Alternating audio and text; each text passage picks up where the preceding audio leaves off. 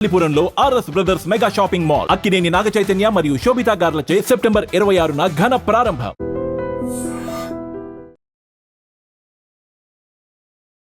నమస్కారం, welcome to I dream. ధర్మ మార్గం విత్ విజిత కార్యక్రమానికి స్వాగతం.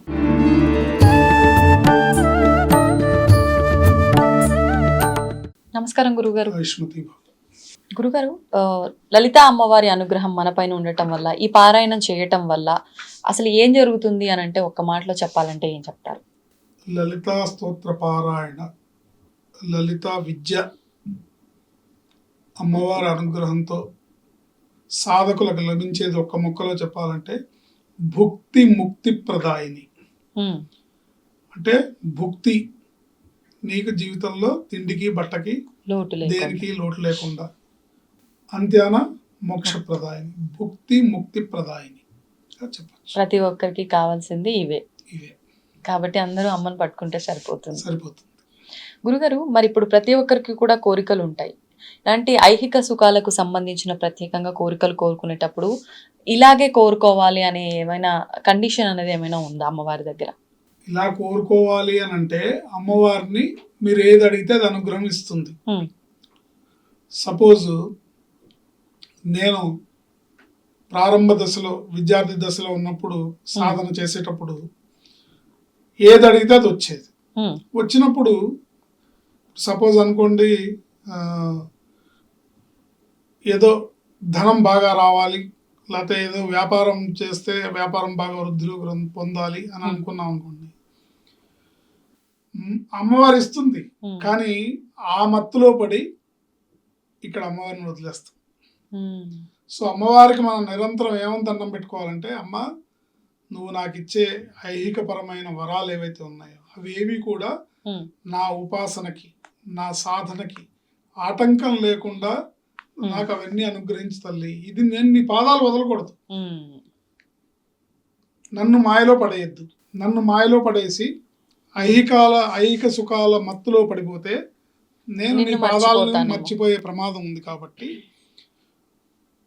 అలా అటువంటి ప్రమాదం జరగకుండా, నీ పాదాలకి నేను దూరం అవ్వకుండా, నా సాధనకి, నా తపస్సుకి, నా అనుష్ఠానానికి ఎటువంటి ఆటంకం లేకుండా నువ్వు ఇచ్చే అనుగ్రహాన్ని నాకు ప్రసాదించు తల్లి అని నన్ను పెట్టుకోవాలి. వాస్తవం. అంటే ప్రతి ఒక్కరు కూడా కొంచెం డబ్బు వచ్చి ఒక హోదాకి వెళ్ళారు అని అంటే ఖచ్చితంగా భగవంతుని మర్చిపోతారు, అయిన వాళ్ళని మర్చిపోతారు. కాబట్టి ఇలా జరగకుండా ఉండేటట్టుగానే ముందుగా అమ్మని కోరుకుంటే సరిపోతుంది. కోరుకోవాలి, అలాగే కోరుకోవాలి. కోరుకోవటం వల్ల అప్పుడు ఆవిడ మనకిచ్చే వరాలు ఏవైతే ఉన్నాయో, అనుగ్రహం ఏదైతే ఉందో, ఐహికపరమైన సుఖాలు ఏవైతే ప్రసాదిస్తుందో వాటిని తామరాకు మీద నీటి బుట్టలాగా అంటిముట్టనట్టుగా వాటిని అవసరాల వరకు వాడుకొని, అంతే ప్రధాన లక్ష్యంగా మనకు అమ్మవారి పాదాలని ఆశ్రయించటమే. కాబట్టి దాన్ని వదలకుండా మనం మన సాధన జరుగుతూ ఉండాలి. ఇలా కొన్ని వింటూ ఉంటాం. అంటే అమ్మవారికి సంబంధించిన సేవ చేసుకుంటూనో, ఆవిడకి సంబంధించిన పనుల్లోనో కుటుంబం అంతా నిమగ్నం అయిపోయి ఉంటారు, వాళ్ళకి బాగా కలిసి వస్తుంది అని చెప్పి అంటూ ఉంటారు. అంటే ఎటువంటి కల్మషం లేకుండా అమ్మవారినే పట్టుకొని ఉంటారు కాబట్టి అన్ని అమ్మ చూసుకుంటుంది వాళ్ళకి సంబంధించి అన్నట్టుగా. అమ్మదయ ఉంటే అన్ని ఉన్నట్టే. గురుగారు, మీరు ఇప్పుడు సాధన అంటుంటారు, సంపద అంటుంటారు. సంపదకి సాధనకి మధ్య సంబంధం ఏదైనా ఉందా? తప్పకుండా ఉంటుందమ్మా. సంపద మన సాధనకి ఆటంకం అవ్వకూడదు.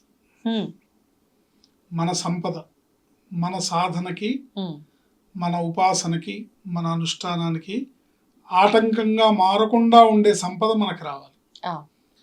మన సంపద అనేది ఉంది అని అంటే అది ఐహికంగా మనం సుఖపడ్డానికి తల్లి ప్రసాదించింది. కాబట్టి ఆ సంపద మాయలో పడి మన సాధనకి విఘ్నం కలగకూడదు. ఆ విఘ్నం కలగని విధంగా అమ్మవారి సేవలో మనం నిమగ్నం అయితే నిరంతరం ఆవిడ అనుగ్రహం మన మీద ఉంటుంది. ఇప్పుడు ఈ నామాల్లోంచి కూడా ఒక్కొక్క నామం చేసుకుంటే ఒక్కొక్క ఫలితం అని చెప్పి, ఒక్కొక్కరికి ఒక్కొక్క, అంటే గురు ఉపదేశం ద్వారా తీసుకున్నా, లేదంటే మా కామ్యం ప్రకారంగా ఇది చేసుకున్నా, లేదు ఇది మాకు ఇష్టమైన స్తోత్రం అనో, ఈవిడ మాకు ఇష్టమైన అమ్మవారనో ఇలా మాట్లాడుకుంటూ ఉంటాం. ముఖ్యంగా ఈ లలితా సహస్రనామాల్లోంచి అమ్మవారికే ప్రీతికరమైన నామం ఏదైనా ఉందా గురుగారు? మొత్తం లలితా సహస్రనామ స్తోత్రం మొత్తం అమ్మవారికి ప్రీతికరమైంది. అందులో ఏ నామమైనా అమ్మవారికి ప్రీతికరమైంది.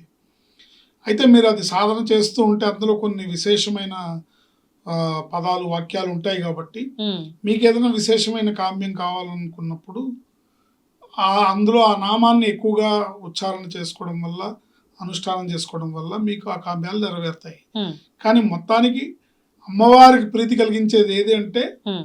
మొత్తం సహస్రనామ స్తోత్ర పారాయణ ఆవిడకి అత్యంత ప్రీతికరంగా ఉంటుంది. ఓకే. గురుగారు, సాధన విషయానికి వస్తే సాధన అనేది ఎప్పుడు ఏ రకంగా ఉండాలి?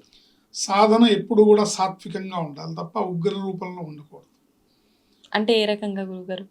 ఏ రకంగా అంటే కొంతమంది తెలిసి తెలియకుండా ఇప్పుడు అమ్మవారి అనుగ్రహంతోని ఉమ్, ఒక్కొక్కసారి కొంతమందికి ఉమ్, వాళ్ళకి కొన్ని తెలిసి తెలియకుండా కొన్ని జరుగుతూ ఉంటాయి. ఉమ్, అంటే ఇతను ఒక మాట అనగానే ఆ మాట అక్కడ నెరవేరడం, ఉమ్. ఇతను ఏదంటే అది జరగటం, ఇలాంటివి వచ్చినప్పుడు కంట్రోల్డ్గా ఉండి ఇంకా అంటే నాకు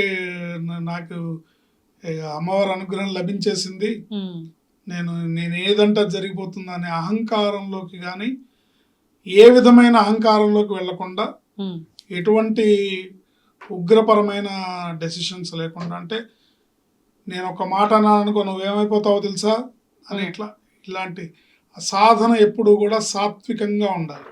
ఉమ్. సాత్వికమైన ఆలోచనలతో ఉండాలి. ఓకే. 10 మంది శ్రేయస్సుని కోరుతూనే ఉండాలి.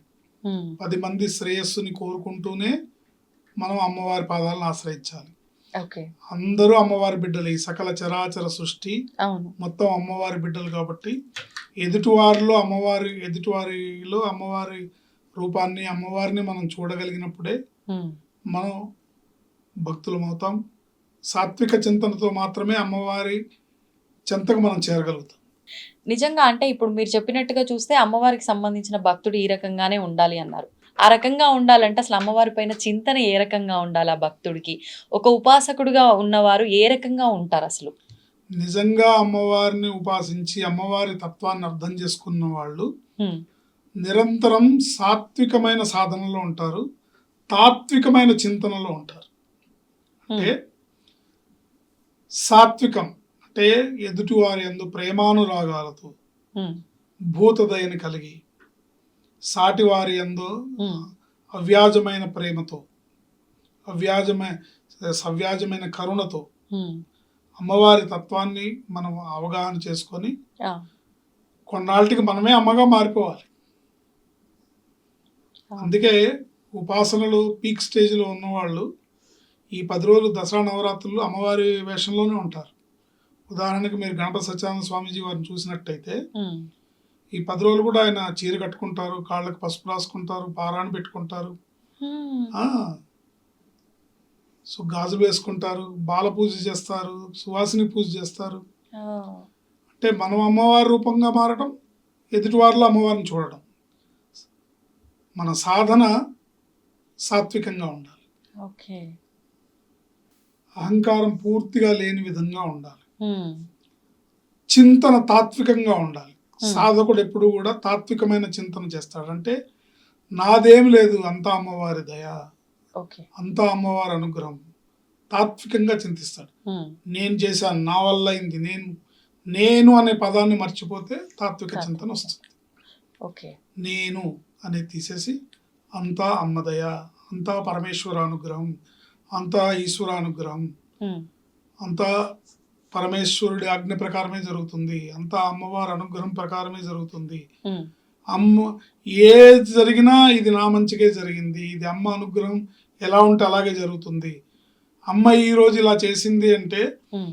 నాకు ఏది మంచిదో అమ్మకు తెలుసు కాబట్టి ఇది నాకు మంచే జరుగుతుంది. ఉమ్, అంటే చూడ్డానికి కొన్ని విషయాలు కొన్ని సందర్భాల్లో మనకి ఇబ్బందిగా అనిపించినా అవును. అవి ఫైనల్గా భగవంతుడి యొక్క దృష్టిలో, అమ్మవారి దృష్టిలో ఉమ్, అది మనకు మంచి చేయడానికే. కాబట్టి ఆ విధమైన తాత్వికమైన చింతన ఉండాలి. ఉమ్, అంటే ఇప్పుడు తల్లి తండ్రి ఉన్నారనుకోండి, పిల్లల్ని కొట్టినంత మాత్రాన వాళ్ళు దుర్మార్గులు కాదు కదా, పిల్లల్ని దారిలో పెట్టడానికి కొడతారు. అంతే. అట్లాగే మనం గనక సరైన మీటర్లో లేకపోతే ఉమ్, అమ్మవారు మనని సరైన మీటర్లో పెడుతుంది. ఉమ్, ఇది ఆ స్థాయికి మనం వెళ్ళినప్పుడు, అంతే. లేకపోతే ఆవిడ అసలు పట్టించుకోదు. పట్టించుకోరు. వీడు అర్హుడు, వీడిని కొద్దిగా దారిలో పెడితే వీడు దారిలోకి వస్తాడు, ఉమ్, వీడిని కొంచెం మనం స్ట్రిక్ట్ చేయాలి, వీడిని కొంచెం కట్టడి చేయాలి, చేస్తే వీడి వల్ల సమాజానికి ఉపయోగం ఉంది, ప్రకృతికి ఉపయోగం ఉంది, ఉమ్, మానవాళికి ఉపయోగం ఉంది, సృష్టికి ఉపయోగం ఉంది ఉమ్, అన్న వాళ్ళని అమ్మవారు దారిలో పెడుతుంది. ఓకే. దారిలో పెట్టినప్పుడు ఆ పెట్టిన సందర్భంలో కొంత ఎక్కడన్నా మనకు నొప్పి కలిగినా ఉమ్, ఇది అమ్మవారి అనుగ్రహంగా భావించి మనం ముందుకెళ్ళాలి. ఓకే. ఓకే. గురుగారు ఇలా అంటే ఎక్కువగా భక్తి శ్రద్ధలతో భగవంతుణ్ణి, అమ్మవారినే కావచ్చు, స్వామినే కావచ్చు ఆరాధించే వాళ్ళ లైఫ్‌లో కొన్ని కొన్ని అద్భుతాలు జరుగుతుంటాయి అని అంటూ ఉంటారు. ఆ విధంగా లలితా పారాయణం కానియండి, జపం కానియండి, చేస్తున్న వాళ్ళెవరికైనా ఏదన్నా జరిగింది అని చెప్పడానికి ఉదాహరణలు ఏమైనా ఉన్నాయా? అనేకం జరుగుతాయమ్మా. హ్మ్. కావాల్సింది శ్రద్ధా విశ్వాసాలు. హ్మ్. భక్తి శ్రద్ధలతో అమ్మవారి సాధన చేసే వాళ్ళకి అంతిమాన లభించేది ఏంటి అని ఒక ప్రశ్న మీరు కనుక వేసినట్టయితే, అంటే మీరు అడిగిన ప్రశ్నకి సూటేసే ప్రశ్న అది. హ్మ్. అమ్మవారి సాధన చేస్తే ఏం లభిస్తుంది? అంతే.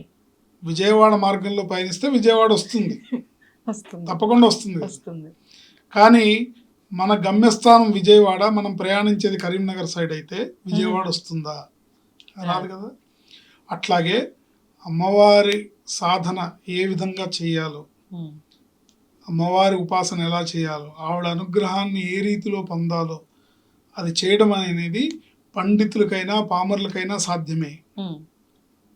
ఈ సందర్భంగా నేను మీకు ఒక చిన్న కథ చెప్తాను. ఆ! ఒక ఊర్లో దుర్గాదాసుడు అని ఒక హ్మ్. గాజులు అమ్ముకునే అతను ఉండేవాడు. ఓకే. అతను నిరంతరం అమ్మవారి రూపాన్ని, తను గాజులు వేస్తున్న ప్రతి స్త్రీమూర్తి యొక్క చెయ్యిని అమ్మవారి చెయ్యిగా భావించేవాడు. హ్మ్. ప్రతి ఒక్క స్త్రీమూర్తిని అమ్మవారిగా భావించేవాడు. నిరంతరం అమ్మ దుర్గా, తల్లి దుర్గా, అమ్మ దుర్గా. అతనికి అదే మహామంత్రం. హ్మ్. ఇంకా వేరే మంత్రాలు రావు, వేరే పూజలు లేవు, ఏమీ లేవు. ఆ! నిరంతరం అమ్మవారి చింతన. అమ్మవారి ఇందాక మనం ఏదైతే తాత్విక చింతన అవును. అనుకున్నామో అవును. ఆ విధంగా నిరంతరం అమ్మవారిని స్మరించడం వల్ల ఆ! ఒక ఊళ్ళో ఇట్లా తిరుగుతూ అమ్ముకుంటుంటే అతను చివరికి కంటిన్యూగా ఇట్లాగే అమ్మ దుర్గా, తల్లి దుర్గా, జై దుర్గా, జై జై దుర్గా హ్మ్. ఇట్లా అనుకుంటూ ఉండటం వల్ల విలేజెస్లో పిల్లలు కూడా వెనకాల పడి పిచ్చోడు దుర్గా, పిచ్చోడు హ్మ్. దుర్గా, అతని పేరు దుర్గా దాసుడు.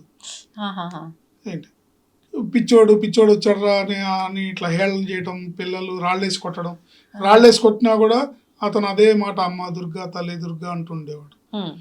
ఇలాంటి సందర్భంలో అతను గాజులు అమ్ముకుంటూ అమ్ముకుంటూ ఒక ఊరికి వచ్చి ఆ ఊరిలో ఒక రచ్చబండ దగ్గర తన సైకిల్ని పెట్టుకొని గాజులు అమ్మడానికి అమ్మ దుర్గా, తల్లి దుర్గా అంటూ ఉంటే ఒక 5 సంవత్సరాల పాప వచ్చి గాజులు వేయించుకుంటుంది. హ్మ్. గాజులు వేయించుకొని ఆ ఎదురింట్లో మా నాన్నగారు ఉంటారు, అక్కడికి వెళ్ళి డబ్బులు తీసుకోండి, ఆయన అడగండి ఇస్తారు అంటాడు. హ్మ్. ఇతను ఆ అమ్మాయికి గాజులు వేసి, అమ్మవారి భక్తుడు, తాత్విక చింతన గలవాడు కాబట్టి ఆ ఇంటికి వెళ్ళి ఆ తలుపు కొట్టి అడిగితే ఒక బ్రాహ్మణుడు, వేద పండితుడు, ఆయన వచ్చి తలుపు తీసి ఏం నాయన అంటే, హ్మ్. మీ అమ్మాయి గాజులు వేయించుకుందండి, నాకు ₹10 ఇవ్వాలి మీరు హ్మ్. ఆ గాజుల డబ్బులు అని అంటాడు. అంటే మా అమ్మాయ, నాకు అసలు పిల్లలు లేరయ్యా బాబు, ముఖ్యంగా ఆడపిల్లలు లేరు, హ్మ్. నాకు ఆడపిల్లలు లేరు, ఎవరు చెప్పారు నీకు అబద్ధం చెప్పారు, హ్మ్. నాకు అసలు లేరు అని చెప్పారు.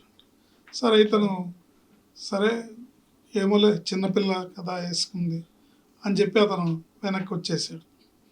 మళ్ళీ ఇంకోసారి మళ్ళీ ఆ వీధికి వచ్చినప్పుడు హ్మ్. మళ్ళీ ఆ పిల్ల వస్తుంది. ఆ! మళ్ళీ ఆ పిల్ల వచ్చి గాజులు ఈ బాబు, హ్మ్.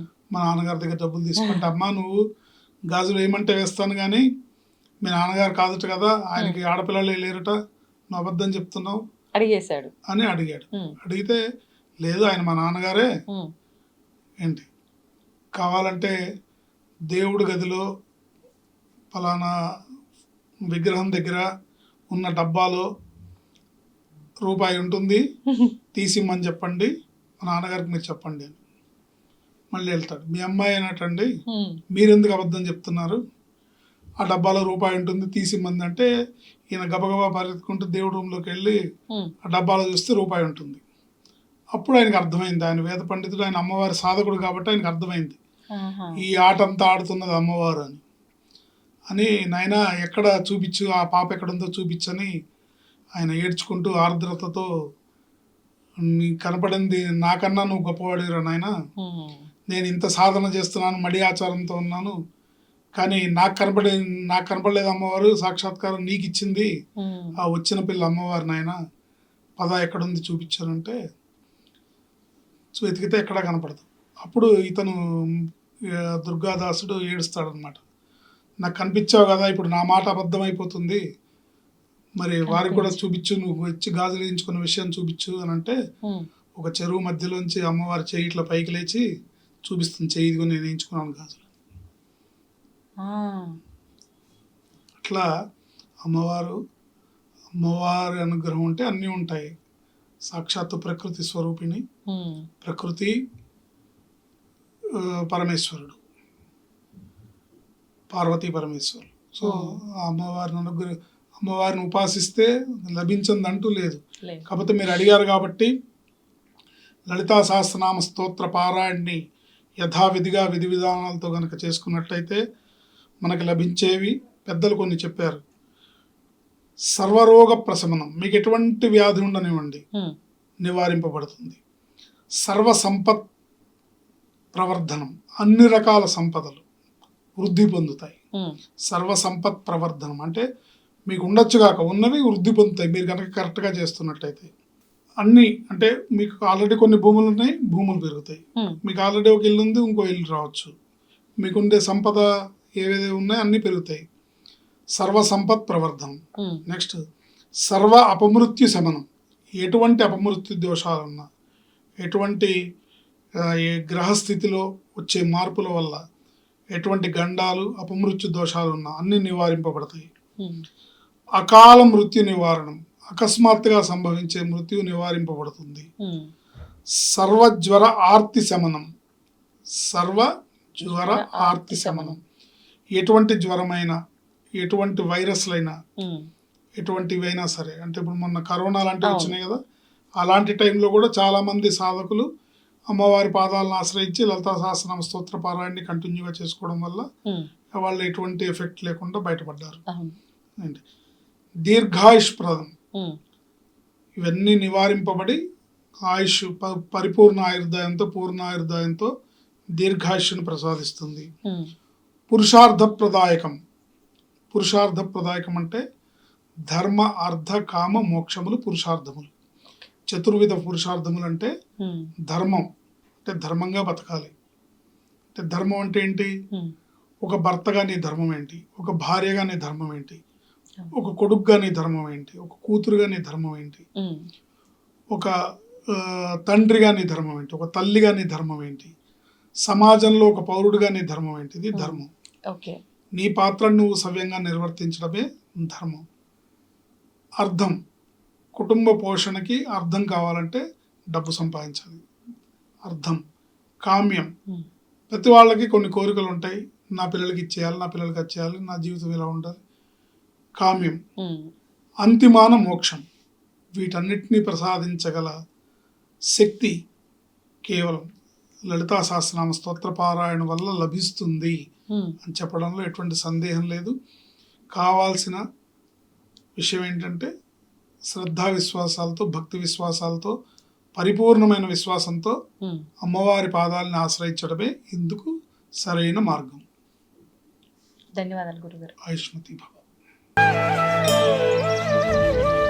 తవ్వండి, తవ్వుతూనే శివలింగం. పరమాత్మకు జీవా. సరే దాన్ని అట్లా కప్పేసేయండి, చూపించదండి. Krishna is there.